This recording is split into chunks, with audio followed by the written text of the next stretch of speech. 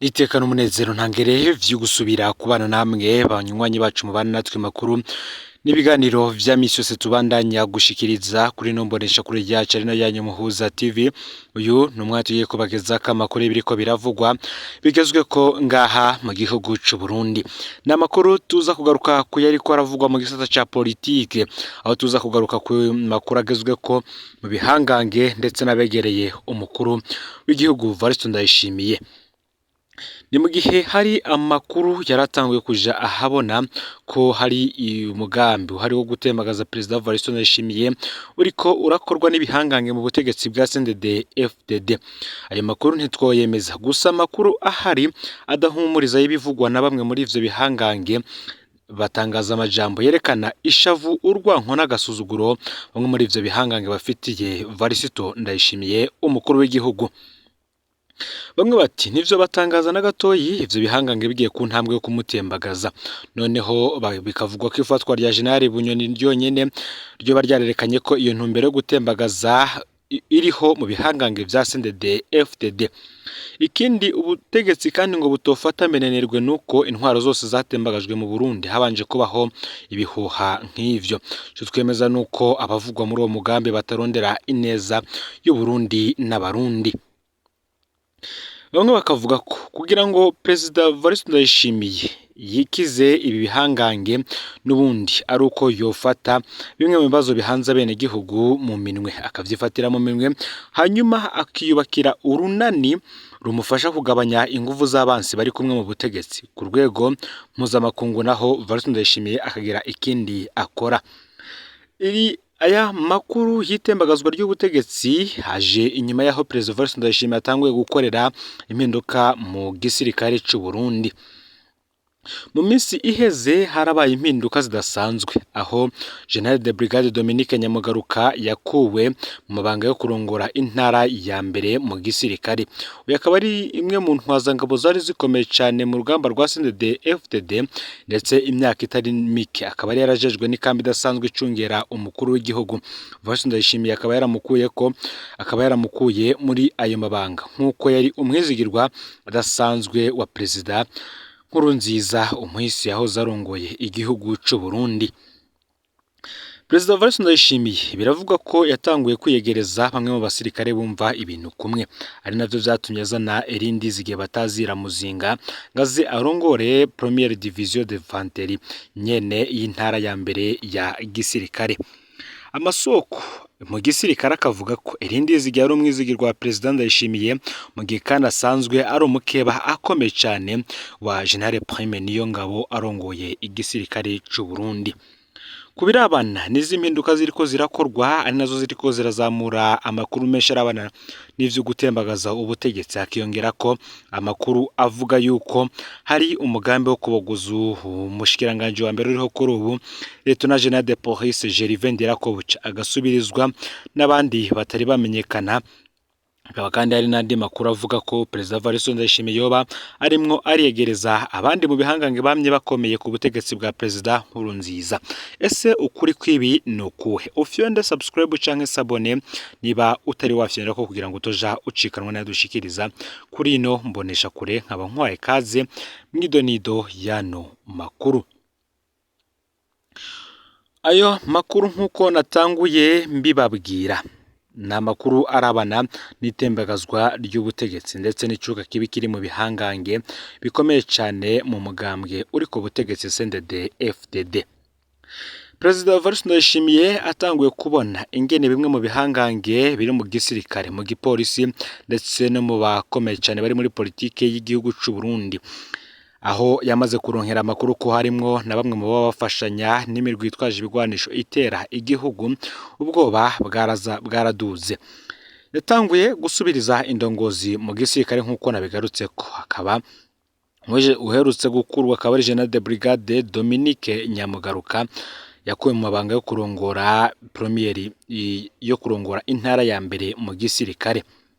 Perezida Evariste Ndayishimiye ashize ku butegetsi yagiye yiyegereza bamwe mu bagomba gufashanya amabanga, gusa akaba ari abo yashize mu butegetsi kubera ko yari yarabisabwe n'umuhisi Petero Nkurunziza, akaba yari yaramubwiye abagomba gutwara ibibanza bimwe bimwe. Muri abo twababwiramwo Daniel Geras Ndabirabe gutwara inama nshingamateka, hakazamwo Emmanuel Sinzwagira gutwara inama nkenguzamateka, hakazamwo n'umunyamabanga mukuru w'umugambwe uri ku butegetsi Reveriyano Ndikuriyo akatwara umugambwe, kandi nanone General de Police Alengiyome Bunyoni akaba umushikiranganji wa mbere wa leta y'u Burundi.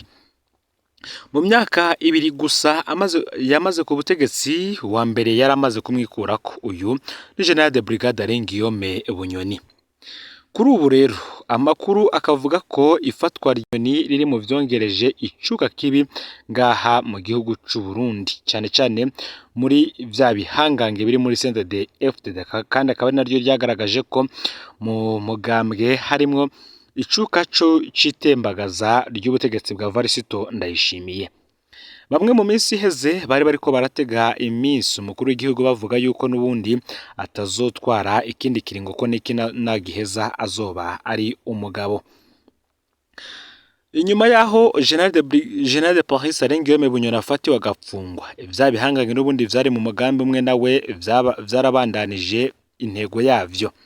Hakaba hari ikigeze kuvugwa yuko igihe Perezida Evariste Ndayishimiye yamara iminsi myinshi hanze y'igihugu ko n'ubundi yagira atembagazwe muri biriya bihe. Ni nako kandi intambara iri kuba mu gihugu ca Repubulika Iharanira Rusange ya Kongo iri muri bimwe vyadugije ishavu rya bimwe mu bihangange biri muri CNDD-FDD. Mbere aho iyi ntambara binavuga ko yatanguye gukora ibara mu basirikare, mu barongoye igisirikare. Ibi bikaba vyaragaragaye cyane igihe Perezida Evariste Ndayishimiye yafata General de Brigade Silas Pacifique Nsaguye yararongoye iperereza rya gisirikare kuva muri Kigarama mu mwaka w'2021, akaba yari yarasubirijwe na Colonel Jean d'Affaires Manirakiza. Iyi mpinduka ikaba isangwa mu itegeko ry'umukuru w'igihugu ryo kwigenekerezo ya 6 Ntwarante y'umwaka w'2024 rigena bamwe mu ndongozi mu gisirikare, mu gihe abandi bakuye mu mabanga bahoramwo kubera bimirije gukukuruka. Hakaba ico gihe habayemwo n'abagenywe mu mabanga asanzwe y'ubuhinga canke bagiye gusubirira abagenywe ahandi. Amasoko yose mu gisirikare akaba yaratumenyeshe ko Silas Pacifique Nsaguye we yahaniwe ibitaragenze nizo mu ntambara iri mu gihugu ca Repubulika Iharanira Rusange ya Kongo. Uyu General de Brigade Silas Pacifique Nsaguye akaba yaramaze imyaka 2 arongoye iperereza ry'igisoda, yakaba yari yasubiriye Colonel Ernest Musaba. Uyu iperereza rya gisirikare ryari ryarihaye inkumbi mu gukora ibidasiguritse. Amakuru ava mu gisirikare akavuga ko uyu General de Brigade Silas Pacifique Nsaguye atageze bimwe yumvikana ko n'umukuru w'igihugu Evariste Ndayishimiye amwe mu mategeko akayarengako. Yamara kuyarenga akagizwa kandi ko yatanze impanuro mbi cyane nk'iyo kwambika abasoda b'u Burundi imyambaro y'igisirikare ca Kongo, ivyavuye vyambika ibara Burundi vyongera birashavuza abasoda b'u Burundi. Uyu rero wari yabihanuye kugira ngo Burundi buje mu ntambara butaboneka mu gihe ari nabwo bwakora igikorwa c'ubuhuza. Rero impinduka zarakozwe ndetse na General Major Jean Claude Niyiburana asubira General de Brigade Venuste Nduwaye kurongora igisirikare kigwanira hasi. Iyi mpinduka ikomeye yabaye nigenwa ry'umukuru w'umushasha w'ingabo zigwanira hasi.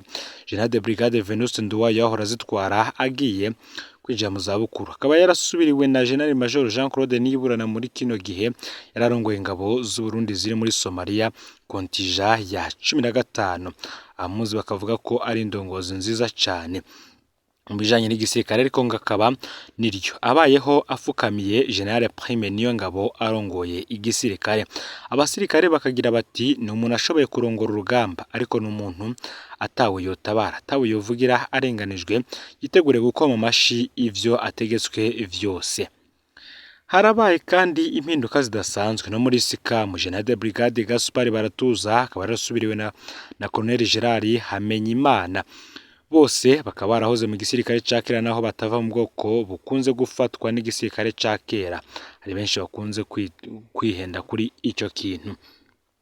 Izi mpinduka rero ziriko ziraba mu gisoda c'u Burundi n'ubundi ni impinduka ziriko ziratera benshi kwibaza ibintu vyinshi bitandukanye, harimwo ivyiyo kudeta yoba iri kwitegurwa mu bihangange ariko ikaje igenda iburizwamo n'umukuru w'igihugu agenda yaka inguvu, bamwe hakazudugiriza abandi bashobora kumwegera ndetse bakanamwumviriza. Turacabandanya gutohoza ivy'aya makuru ndetse n'ibindi biriko birabera mu bihangange ivy'impinduka zimirije kuba muri leta mu minsi iri imbere, harimwo hashobora kuzuzamwo n'ikurwa ry'umushikiranganje wa mbere agasubirizwa uyundi akobeje cane muri kino gihe ngaronke ayo mabanga. Ufyonde subscribe canke sabone niba utari wafyinda ko kugira ngo utoshicikanwa nawe dushikiriza usangiza no makuru bagenzawe kandi aho baherereye hose kugira ngo nabaje bashikirwa n'abiriko biravugwa bigezwe ko ngaha mu gihugu c'u Burundi, hanze y'imbibe z'igihugu c'u Burundi ndetse no makungu ya kure yoba ari kuvugwa mu gisata c'umutekano agateka kazina muntu, imigenderanire n'ayandi makungu. No Muhoza TV, Imana ibahezagire.